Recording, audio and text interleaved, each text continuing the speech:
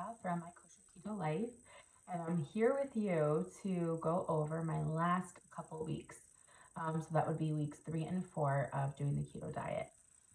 So I'm just going to give you a quick update on my weeks. Last weekend I was away because it was Thanksgiving weekend. I went to my parents in Long Island and I was surrounded by food nonstop. We had such a beautiful time.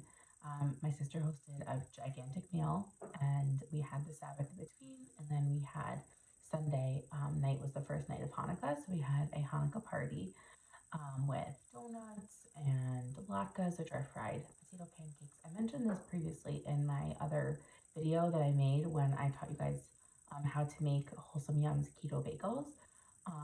But so there basically was a lot of obstacles in my way and definitely a lot of chances for me to kind of go off of keto. But I do have to report that I stayed strong. I really did so well over this past weekend that I can't even comprehend the fact that I did that. That is so not like me. So typically, I'm the kind of person that would eat until I am stuffed and nauseous, and I'd still eat more and I'd still have dessert.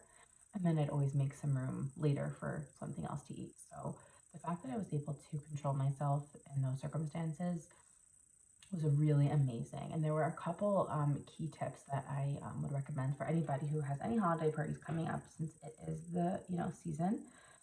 So number one is really trying to get a hold of maybe like menus beforehand, so you can kind of understand what you have at that meal, what's available to you, and plan accordingly. But also, when you're bringing things, see if you can bring something that you can for sure have.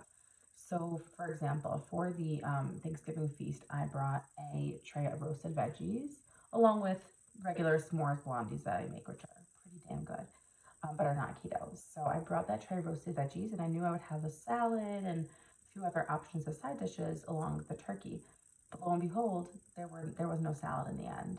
So it literally was up to my dish that I brought. Otherwise, there was another dish for green beans that had honey in it, which I wasn't going to eat. I tried it, but it was a little too sweet for me, so I just didn't want to enjoy it. I didn't enjoy it, so I didn't have it. So that just helped me realize, like, wow, I had turkey, I had the roasted vegetables I brought roasted delicata squash and cauliflower. And so I had those, and I was really satisfied when I was eating with everybody. And that was like a really big help to know in advance, but also to offer to bring things that I can have. Let's say like a big salad with, I know I'm not putting any sugar in it, so I know I can eat it. That happened at another meal recently. So it is a really good tool to kind of make sure that you have something to eat. The other thing that really helped me was making a dessert that I could bring to these parties and keep them in my bag and know that when I needed it, I had it and it was available to me. So I made chocolate chip cookies, which I will maybe do the recipe with you guys next time, because I do have to make another batch of them. I am coming to a close.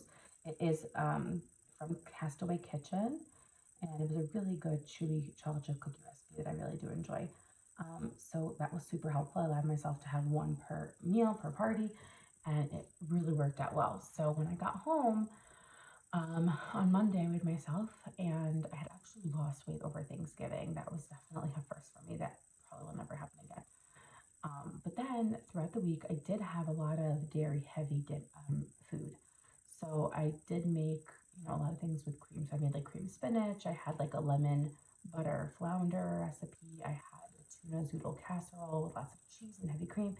And I just felt different this week. I felt more bloated. I felt less empty, and just I woke up feeling like full, which isn't typical for me on keto. Um, Not typical. I'm just saying the past 3 weeks. So definitely, I knew that I didn't really lose weight or continue to lose weight. And when I went on the scale, it did go back up. So in total, and I don't remember the exact numbers, but in total, I think for the 4 weeks, I thought it was 3 weeks, but I guess for the 4 weeks, I lost about 5.8 pounds. It is possible. It is a little confusing just because I started on the Monday and I like weighing myself on a Friday, because it's right before the weekend and it gives me enough chance to kind of, make up. So it's like I'm trying to figure out how to work through that, because there are a few, days that aren't accounted for. I'm thinking of just pretending like I started the Friday before and just give myself a little bit extra, maybe like 0.2 pounds extra, so that I feel like, okay, at least I started on a Friday, even though I didn't really. But yes, that was my week. So yeah, this week I did gain a little bit. I think I gained 0.4, something like that. Again, I'm trying not to focus too much on the scale. But some of the, non-scale victories that I had this week, a lot of people are complimenting me, noticing that I have a waist now and a bit more, and people are noticing it in my face.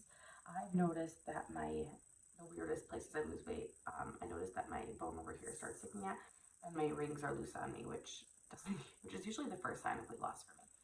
So that was good. Overall, I would say that this week was a good week. I think the next week coming forward, I'm going to try to avoid some of the heavy dairy dishes just so that I don't have to, deal with that bloat anymore, and also with the, artificial sweeteners, and then we'll see how it goes.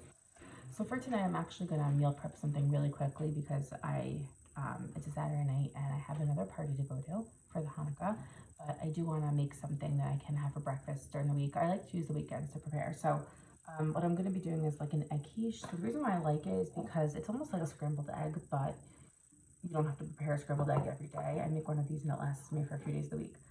So I just greased Pyrex, and I also sauteed veggies, whatever I had in my fridge. I used some tomato, onion, zucchini, and mushroom. And what I'm going to do is I'm going to go ahead and put in veggies. Typically, I like to put in some garlic, some spinach, anything you really have on hand that would be good, like asparagus, broccoli is really good. And just go ahead, peppers are delicious. Just go ahead and saute. And the kind of keto I'm doing, I really don't want to be too strict with it. I want to be able to enjoy the vegetables. I don't want to feel like I can't have the non-green vegetables, because to me that's ridiculous. That did not make me fat. Well, I shouldn't say fat. It didn't make me heavy. So I think it's okay to use veggies. The more veggies, the better. To me, I'm not the kind of person to have like crazy loads of fat just because I'm keto. Again, like I am using heavy whipping cream a little bit, and I'm gonna try to keep this like one of the only cheesy kinds of, like one serving of cheese or maybe a day. We'll see how it goes. So I just go ahead, put that in the bottom of the Pyrex, and then in a different bowl, I just put together a bunch of eggs. I think I put in 8 eggs today. I make 6 servings, so I guess 8 eggs is pretty good, divided wise. And then I just go ahead and whisk that up. And into this mixture, I go ahead and I put some salt and some pepper, like I normally would for any egg. So just gonna go ahead and put the salt in and some pepper. Ooh, sorry guys.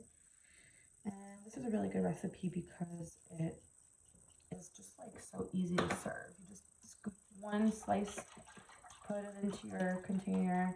If you want to add half an avocado with it, or some nuts or something else, like another source of fat, you can.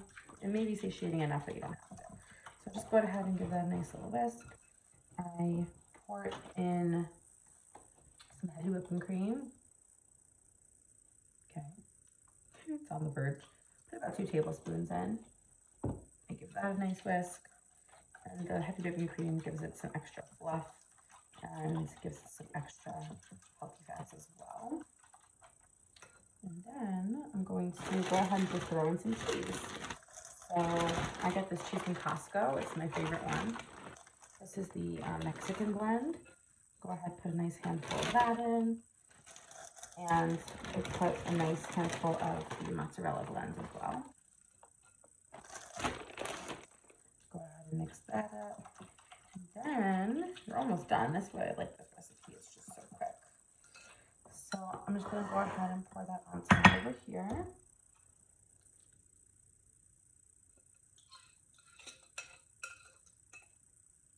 And then I like to put a dollop of ricotta cheese in different spaces on top. I happen to really like ricotta cheese in this recipe. It gives it like a little excitement and a little surprise that I think is really good. Oh shoot. Whoa. Oh my god, I'm so nauseous. It was disgusting. I have to like unsmell that for a second. Okay. Oh, so nauseous. Okay, guys. Usually I really like ricotta cheese, but not when it's pink. Okay. The expiration date is February, but for some reason, I guess it only lasts a couple, like a week.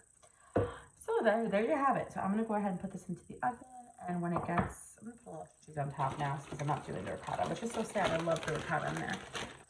So if you guys are making this at home, you guys could just put dollops of ricotta cheese on top. It is so good because it just has like this pool of ricotta. So I hope that you guys have a beautiful week. I'm just going to put this into the oven at like 350 probably for a half hour.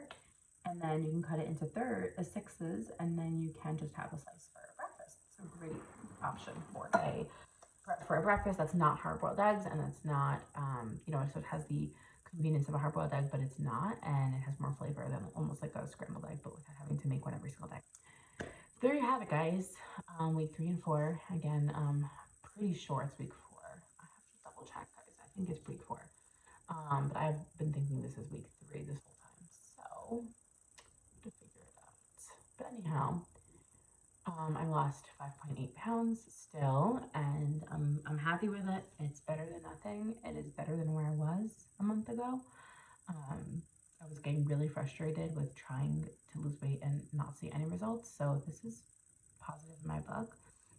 And again, for this week, I'm really going to try to kind of keep it simple and not use too much dairy. I'm going to see how it goes this week because, again, my stomach was a little bit upset and bloated. And I heard also that the artificial sweeteners does have something to do with it. So it could be that because of all the artificial sweeteners I had over the weekend last week to help me get through the holiday season, maybe that did take a toll. So this week, I think I'm going to try to limit it, and we'll see how it goes. Anyhow, I hope you guys check back in soon for another recipe, and hopefully going forward, we're going to have these regular weekly weigh-ins, and you guys can just follow me on my journey, and I hope everything is good. Send me any messages if you need anything or any comments, and I'll be glad to respond. Have a great week.